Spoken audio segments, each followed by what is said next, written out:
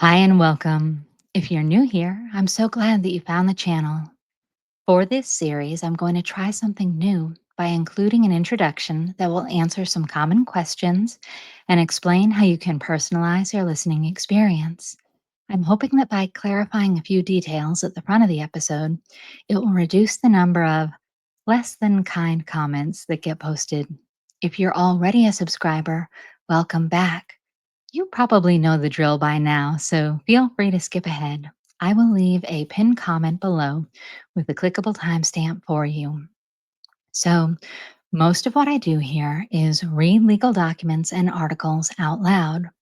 The idea for the channel began when my sister was nursing her newborn overnight, and she wanted to stay updated on cases without watching overstimulating videos and therefore waking the baby. Around that same time, I had just adopted my foster baby, who is on the autism spectrum and who is extremely sensitive to loud sounds. Even enthusiastic, positive sounds are very overwhelming to him. So, my sister had a need for low sensory content, and I was in a position to help remedy that need since my home and my demeanor are already calm and quiet. Let me tell you about a few customization options. I speak at a medium pace so that listeners can adjust the playback speed however they prefer. I realize that fast, urgent speech can increase anxiety for some people. It certainly does for me. So I aim for clarity and calmness. I also try to enunciate well to make the captions more accurate, especially for those who like my content but aren't wild about my voice. Okay, next, a few FAQs. People often ask about my accent in the comments. And to be honest, I hadn't even noticed that I had one until I started the channel. It is a blend of Boston and Texas. I've been accused of being an AI robot before, but I think AI would be hard pressed to create such a wacky hybrid. As for the camera, I generally keep it turned off. I'm a recovering perfectionist, and I know that if I worry too much about lighting or what's in the background, or if I'm making goofy faces while reading, well, nothing would ever get uploaded. I think they call the phenomena analysis paralysis. I also don't edit my recordings and instead try to embrace the imperfections of everyday life. So if I mispronounce a word or if my goofy golden retriever barks at the Amazon delivery person, we're just going to make peace with it and carry on. Of course, if something goes catastrophically wrong, I'll just delete the recording and start over again, and hopefully, you'll be none the wiser. My goal is to keep commentary to a minimum, and sometimes I'm somewhat successful at that. However, I will chime in with additional information to support the context of whatever it is that we're reviewing. Again, I thank you for being here, and I hope that you enjoy our time together. All right, I am all signed in to my Vanity Fair account, so hopefully that will reduce the number of advertisements and animated pop ups and all that jazz. And the title of today's article is Karen Reed Authorized a Documentary About Her Murder Case. Then it was declared a mistrial. And the subheading is As Reed's second trial looms, the director of A Body in the Snow, The Trial of Karen Reed, reveals how the outcome of Reed's first trial for John O'Keefe's death changed everything. And this article was written by Savannah Walsh, and it was published on March 21st of 2025. So let's scroll on down. And right away, we have a large photo of Karen that appears to be a screen cap from said documentary. And it says, courtesy of Unsolved Productions and Investigation Discovery. All right. Karen Reed will soon be tried for the second time on charges that she intentionally backed her vehicle into her boyfriend at the time, Boston cop John O'Keefe, and left him to die in a blizzard. In some ways, her story can be boiled down to just 15 words. Reed said the first 9 in the early morning, of January 29th, 2022, after she discovered O'Keefe's listless body in a snowbank. Quote, "Did I hit him? Could I have hit him?" End quote.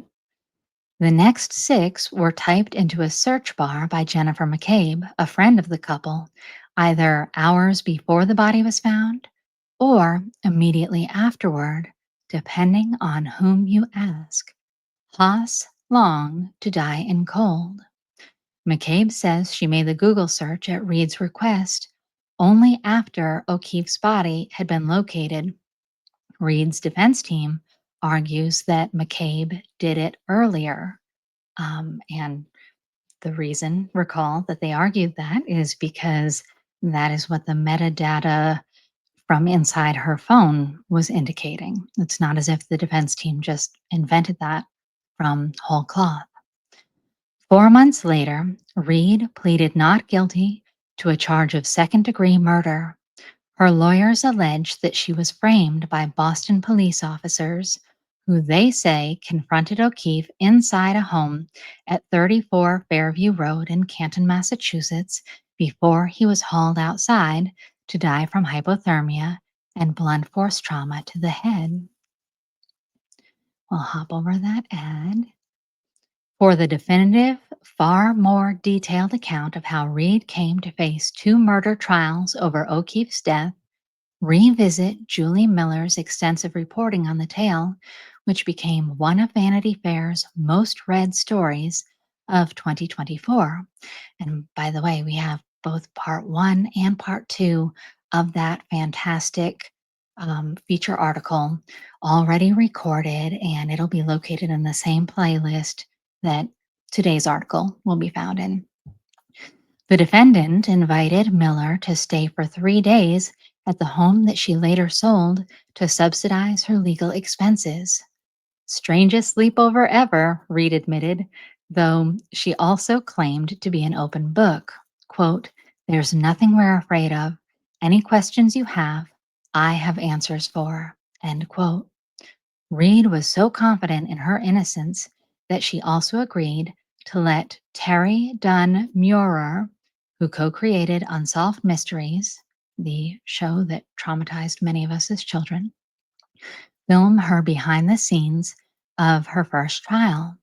The resulting investigation discovery documentary series, A Body in the Snow, The Trial of Karen Reed, is now streaming on Max. And they're calling it Max here. You may know it as HBO Max. And it seems to have a partnership with Hulu, but if you just have a regular Hulu account, you might not also have access to Max. But, it's worth checking out to see if you do. And to my understanding, you can also get a free trial of Max if you want to be able to watch this particular documentary and if you don't already subscribe. So you may want to check into that option as well. Okay. On the day I spoke to Muir, Massachusetts State Police Trooper Michael Proctor, lead investigator into the Karen Reed case, notorious for calling Reed a whack job, see you next Tuesday, in a text sent just 16 hours into his probe, had been newly fired. Proctor had already been suspended without pay for sending several unprofessional texts, including this one to his supervisors while searching Reed's phone. No nudes so far. Proctor called the texts unprofessional and regrettable and admitted, "My emotions got the best of me," but said that his remarks have zero impact on the facts and the evidence and the integrity of this investigation. End quote. Muir previously compared Proctor to former LAPD Detective Mark Furman, the lead detective investigating the slayings of Nicole Brown Simpson and Ron Goldman, whose racist remarks eventually tainted his testimony. Suffice it to say, she, meaning Muir, is not surprised that Proctor was fired. It'll be interesting to see how Michael Proctor's status affects the new trial, the director says. Are they going to call him as a witness now that he's no longer a Massachusetts state trooper? Does he come in as a civilian? The second trial will introduce a new prosecutor who reportedly hopes to admit into the trial footage of Reed from Muir's dock. And then we have a quote. I know Hank Brennan, the prosecutor, mentioned it in the hearing, but I don't know that he's planning to bring it into the trial, says Muir. I was surprised when I heard that. We have been trying to be very neutral, very unbiased. Knowing that this series was going to launch before the new trial, it was even more important to me because we wouldn't want our documentary series to affect the outcome. End quote. I'll try to keep my thoughts about that to myself. But Muir knows that this is asking a lot of a community already fiercely divided by the case. I think it's going to be hard for them to find a jury that hasn't heard about this, hasn't seen news, hasn't seen the documentary even. Maybe they have, she says, but their job is to swear that they can be impartial no matter what they've heard. End quote. Muir said that her team also strived for objectivity after receiving Reed's quote unquote incredibly unusual invitation to cover the case. The project was also supported by her legal team, which includes Massachusetts defense attorney David Yannetti, as well as Alan Jackson and Elizabeth Little, two LA based lawyers who used cell phone data to get a civil 2019 groping case against Kevin Spacey dropped. Before Reed granted Vanity Fair's Miller total access, he told her side of the story on camera.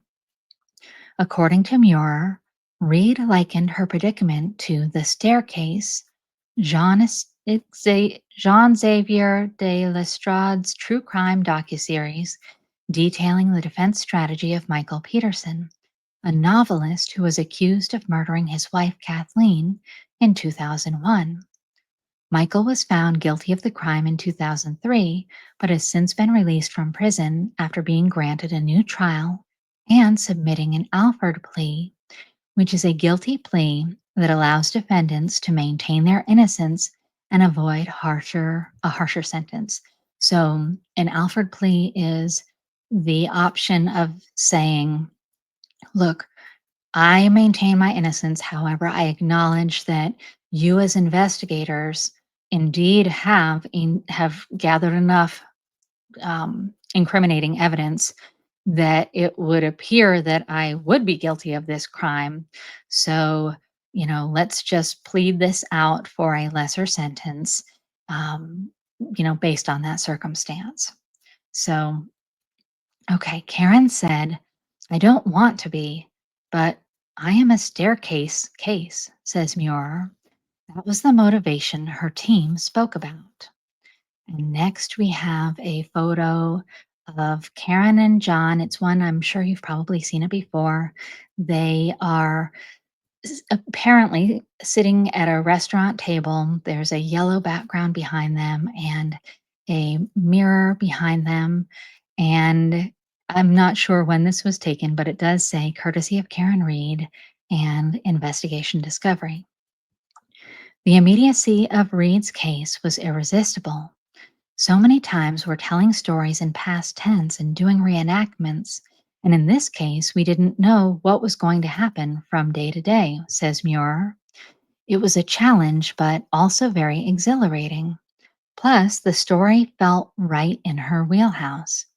Quote, I still don't know if we're ever going to really know what happened at 34 Fairview that night. It was a mystery, and my career shows I love mysteries. End quote. We'll hop over this ad. Production was fast and furious.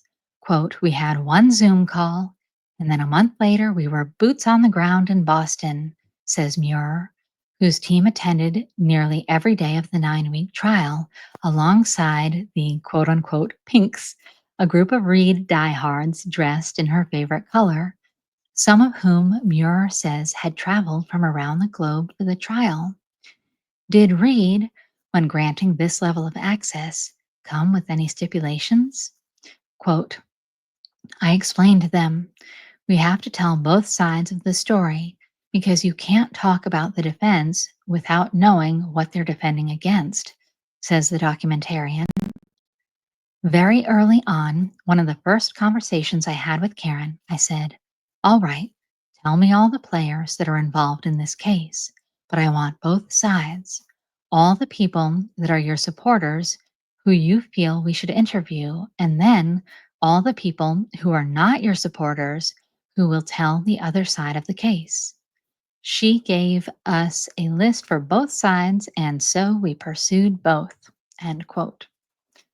But Reed's legal team probably assumed that Muir would be capturing Reed's journey toward freedom, not a temporary reprieve on the way to a second trial. Quote, I 100% believe that they thought there was going to be an acquitted case, Muir says. So when they took this on, that's what they were thinking. And it would be a different film if that had happened. Everyone was surprised that it was a hung jury. End quote.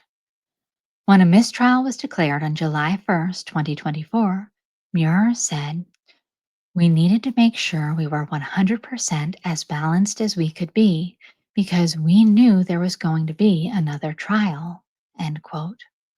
In an effort to balance the scales, Muir contacted the O'Keefe family, whom she says were unable to participate because of an exclusive agreement with another production company. Vanity Fair previously confirmed that an unscripted project on the case is in the works at Netflix. So it is, to me, it is kind of interesting to know that even this early, the O'Keefe family had secured a different contract.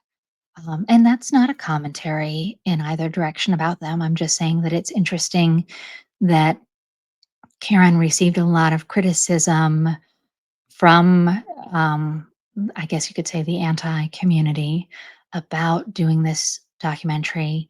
And yet it sounds like, even prior to Karen's opportunity to have a documentary, kind of sounds like the O'Keefes had already signed a separate exclusive agreement with Netflix to do one.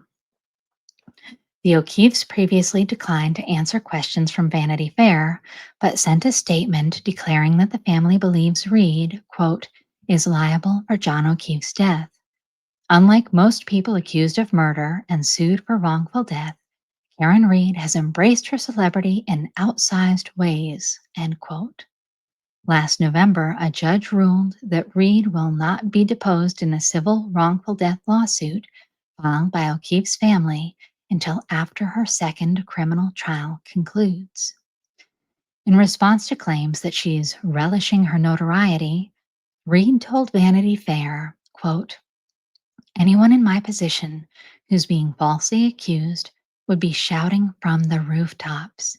But if you think for a second that anyone has fought harder to find the truth about what happened to John and to enlighten everyone about what happened to John harder than me, you're wrong.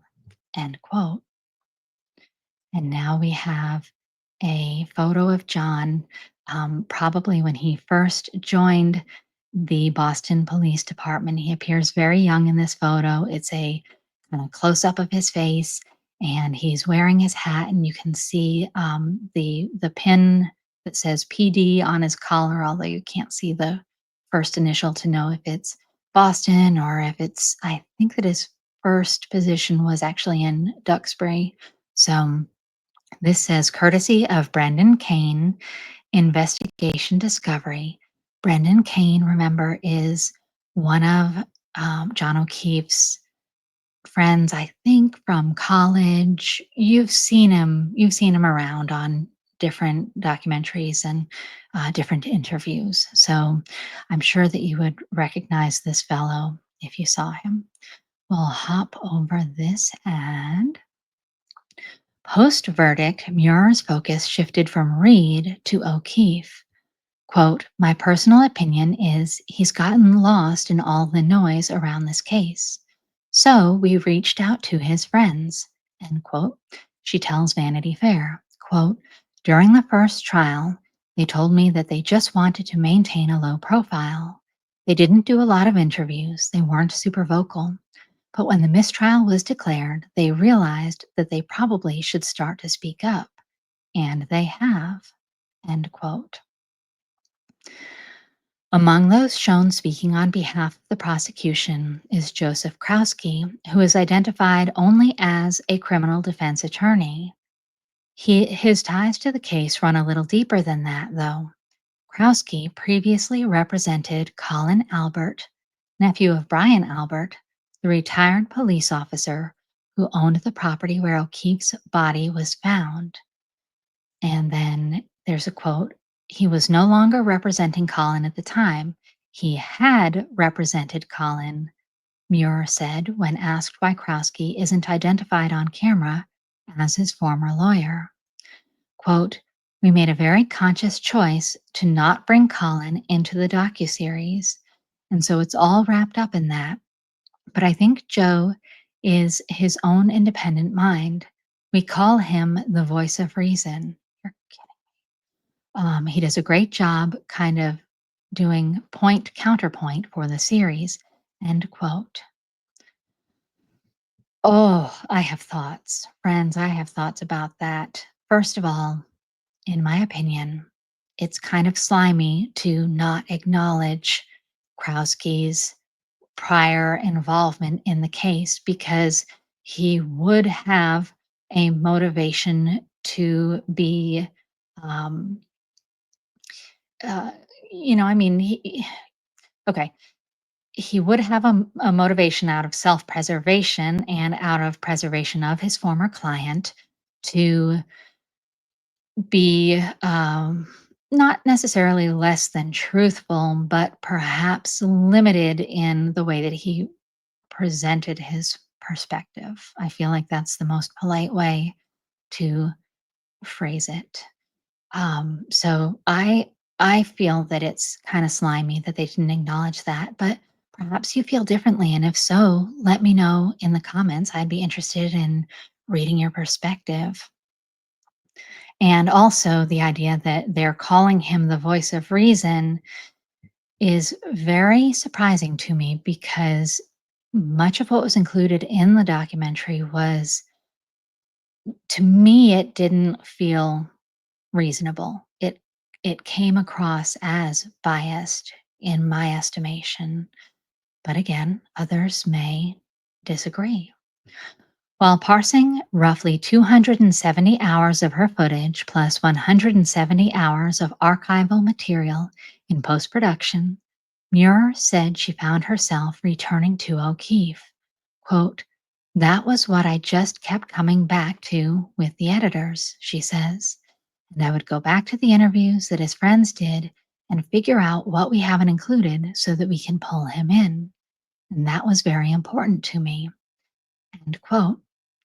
And again, sorry to interject with my opinion, but um, and perhaps you've heard me say this before, I I think that there are a few folks involved in this story, the Camerano family, the Kolakithis family, that do seem like um, good, salt of the earth friends.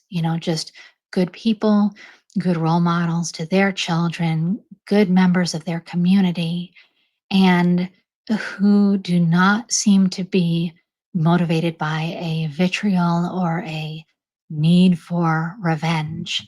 And then when I see John's friends, like John Jackson, that's the fellow with the red hair, and the other guy that they were just talking about, Brendan Kane, I think his name is, they seem so just consumed by their anger that it's difficult to get like an unbiased account from them. And I don't necessarily think that by bringing in their rage and anger that it's helping to represent John as the victim in this story.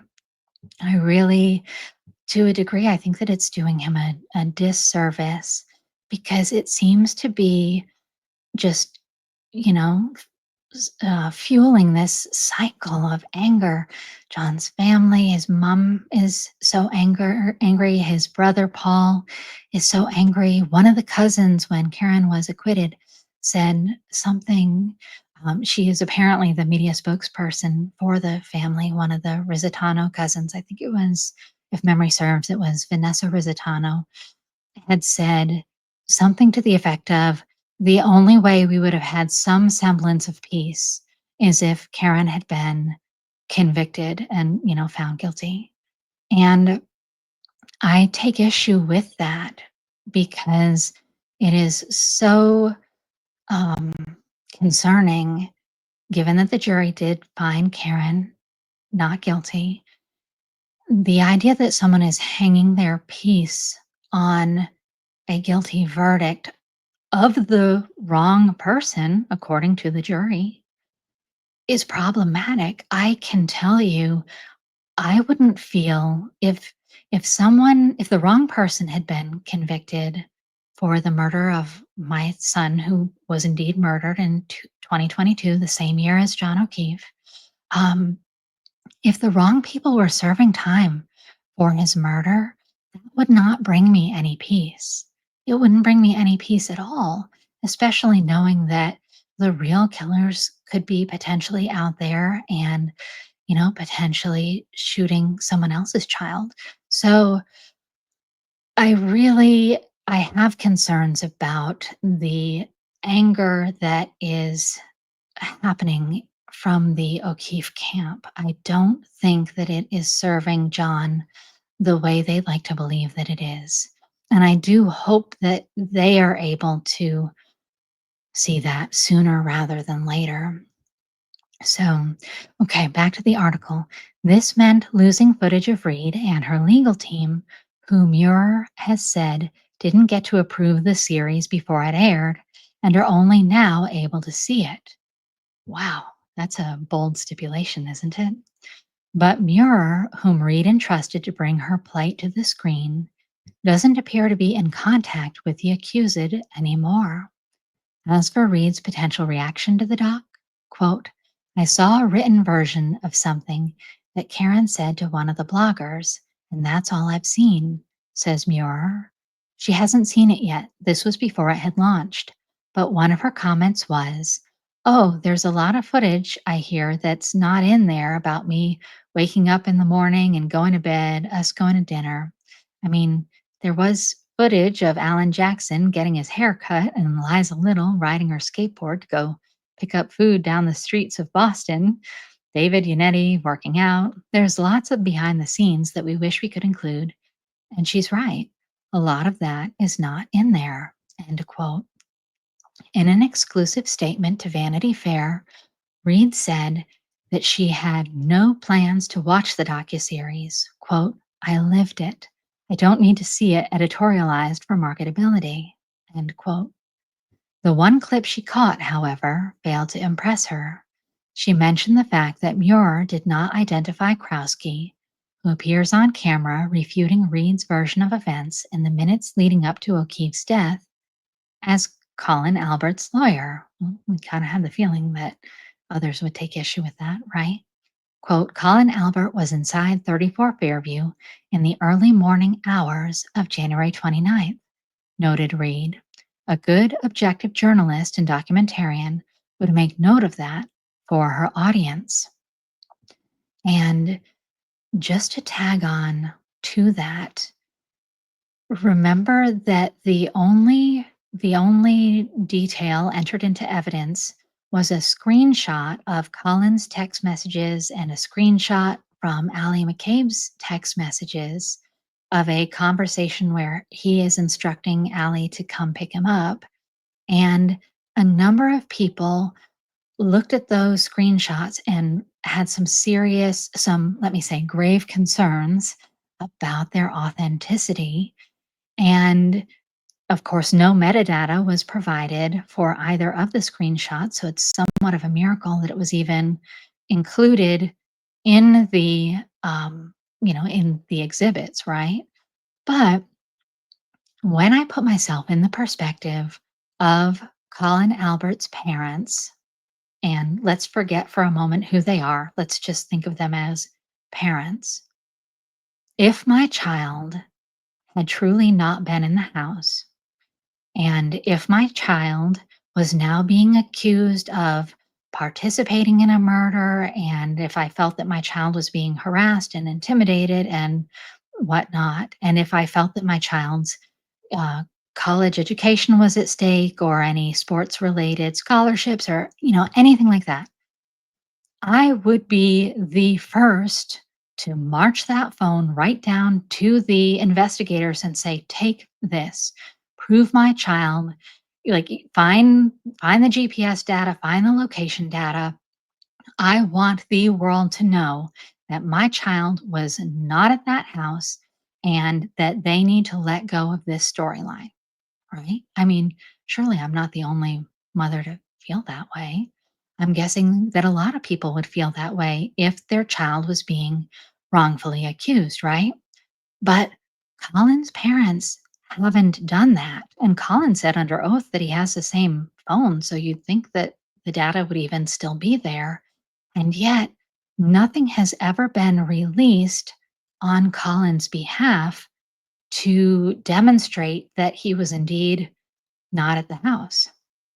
So you can almost make the inference that, okay, maybe this is because they can't prove that he wasn't at the house because he was, in fact, not being honest about what time he left the house, right? I mean, this is just the logical train of thought. So I tend to agree with Karen that an objective journalist and documentarian would have made that controversy, I guess, a little bit more clear for the audience rather than omitting it altogether. Muir is hopeful that those who view the series will, quote, keep an open mind and look at both sides, continuing, it's a very divisive case and we need to respect everyone's opinion. If you're free Karen Reed, great. If you're more on the prosecution side, fine. But it's been upsetting to watch how vile this has been. The name calling and the vitriol, the personal attacks. The case has been tried on social media, and I think that's a shame. It's a disservice to the justice system and to Karen, end quote. And that is the end of our article. So I have at least 6 other Vanity Fair articles about Karen Reed's trial that I intend to share with you over the course of the next couple of weeks. So if you have enjoyed our time together today, I do hope that you will like and subscribe so that you'll be notified. Oh, speaking of being notified, there's an option to be notified right next to the like and subscribe on YouTube. It's like a little icon that looks like a bell. And so if you'll check off that you want to be notified of it, then YouTube will send you a message when it is time to scope out the next article. And until then, I hope that you will take care of yourself, take care of each other, and take care of our community. I love you.